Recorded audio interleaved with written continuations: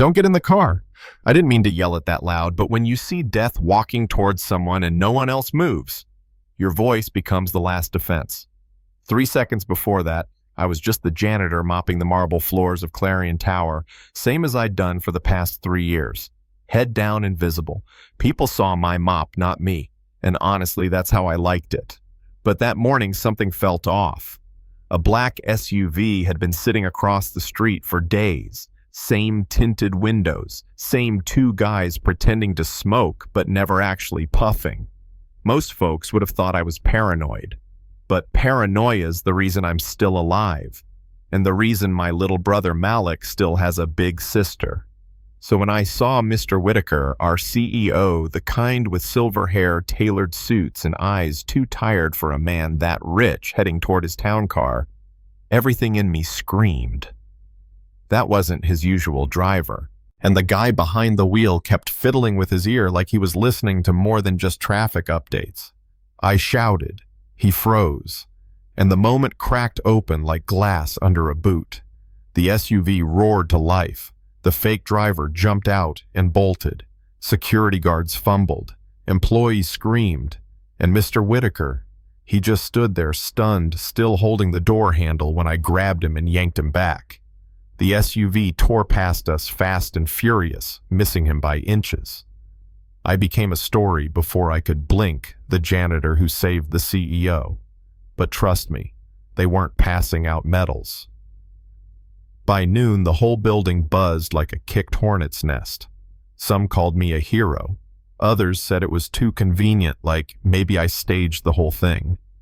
HR grilled me for hours. Security kept asking the same questions. And someone somewhere decided I wasn't just too observant, I was a problem. Someone in your position doesn't usually notice these things, the head of security told me. I looked him dead in the eye and said, maybe you just hired the wrong people. They didn't like that. But Mr. Whitaker, he came to find me, in the janitor's closet of all places. You risked your life for mine, he said. Why, I could have lied, said instinct, said luck, but I was tired of hiding. There were signs.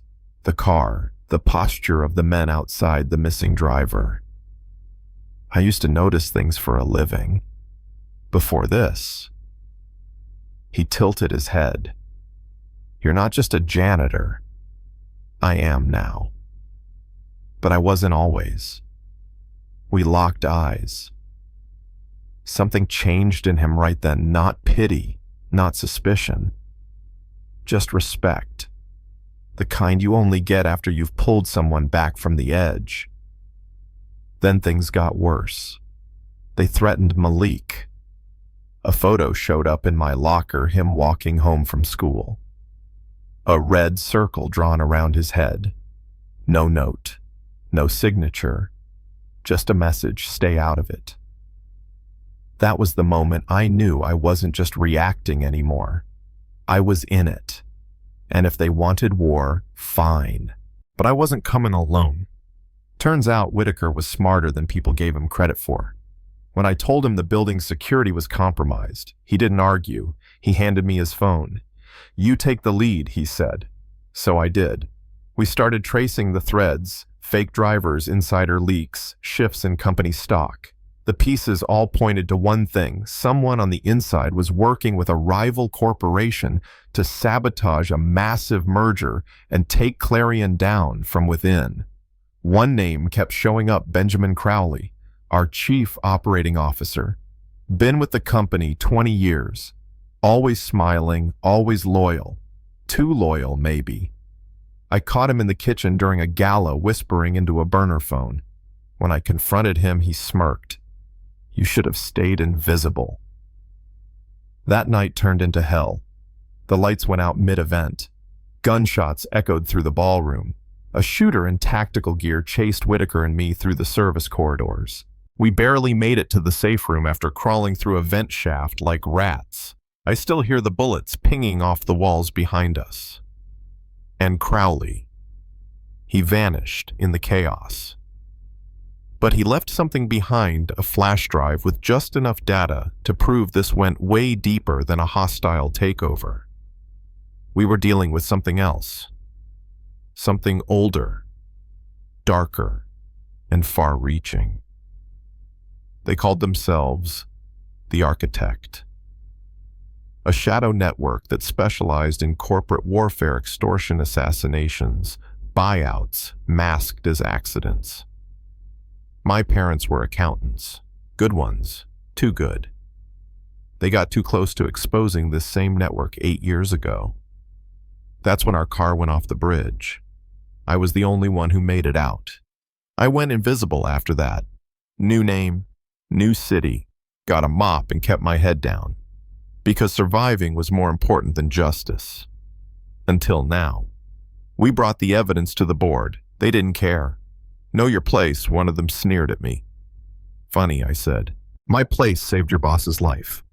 What's yours done lately? They moved to vote Whitaker out, called him unstable, said appointing a janitor as interim head was proof of mental decline. So Whitaker held a press conference. He told the world everything. About his father's crimes, about the network, about the woman who'd saved him. He handed me the company. I didn't want it, but I took it. Because if not me, then who someone else would sweep this mess under the rug, bury the truth, and let people like Crowley keep pulling strings from the dark? I wasn't about to let that happen. The board called it reckless. Employees called it justice. The Architect called it war. The threats came faster. Crosshairs on Malik. Bomb threats. A message from the new Architect telling me I'd made things personal. I told them they hadn't seen personal yet. I leaked every file we had, names, dates, accounts. I testified before Congress. I stood at the memorial we built in the Clarion lobby with my parents' names etched in granite, and I whispered, "We did it." But even now, I know the fight isn't over. Evil doesn't die, it mutates, changes faces, moves to new buildings, new names, new shadows. But this time, I'm not hiding. I'm not just a janitor. I'm not just a CEO. I'm a survivor, a sister, and I see everything. So if you're watching this, thinking justice is only for the powerful, remember this. Sometimes the person cleaning the floor knows more about what's really going on than the one sitting at the top floor. You just gotta look closer. Now let me ask you, if you saw something wrong, would you speak up or stay invisible? Drop your answer in the comments, because the shadows are still watching and so am I.